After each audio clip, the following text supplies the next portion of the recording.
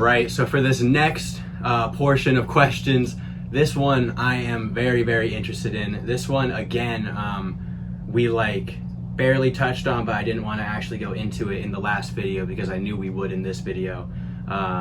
You had shared a post on Instagram that really kind of sparked my thoughts for this.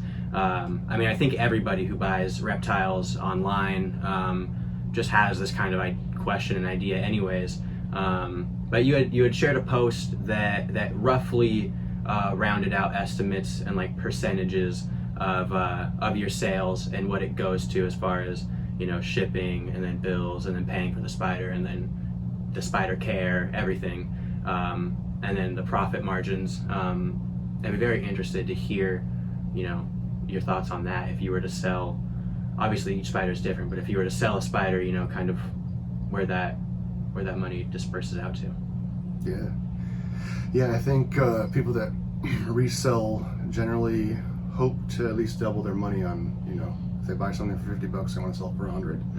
And when I first got started, I think that was kind of what I saw, you know, compared to the wholesale prices, was like, okay, these guys are doubling their money. I remember Simply Spiders was kind of popular back then, and I knew where he was getting stuff from, and he was doubling, you know, listing things for double the money.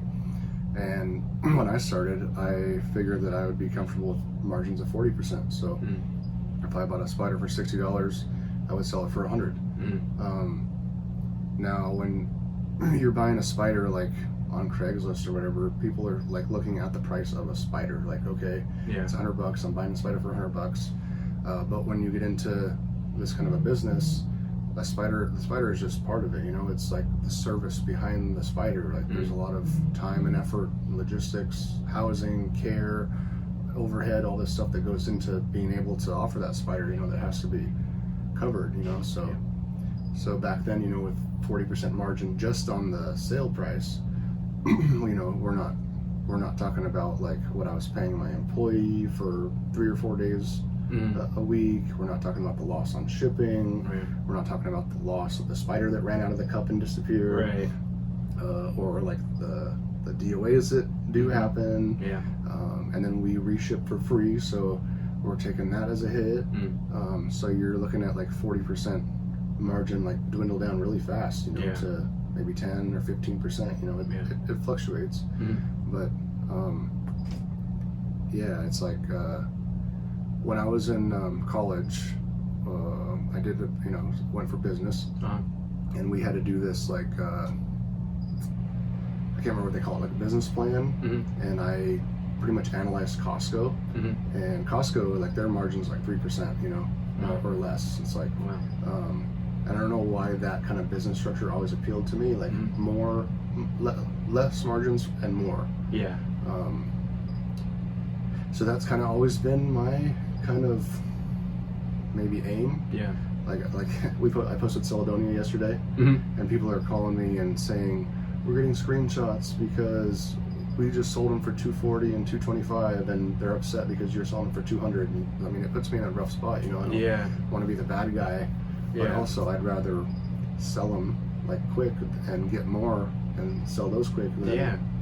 I mean, from the consumer standpoint, that's what you want, you know.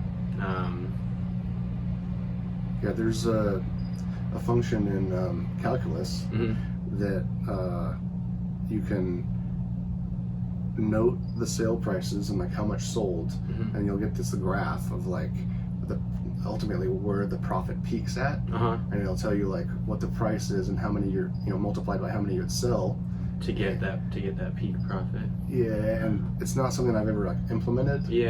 But and it'd be hard to track all the different products, you know. It'd be easier to do with like a single product, but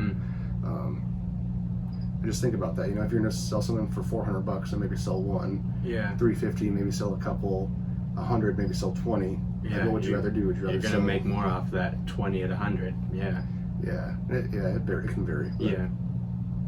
But that's definitely kind of what inspires me, I guess, or what. I think it's super important and very interesting for people to be able to hear about just the different ways that the money is put into it. Not that money is everything, but I mean, it's a huge part of it.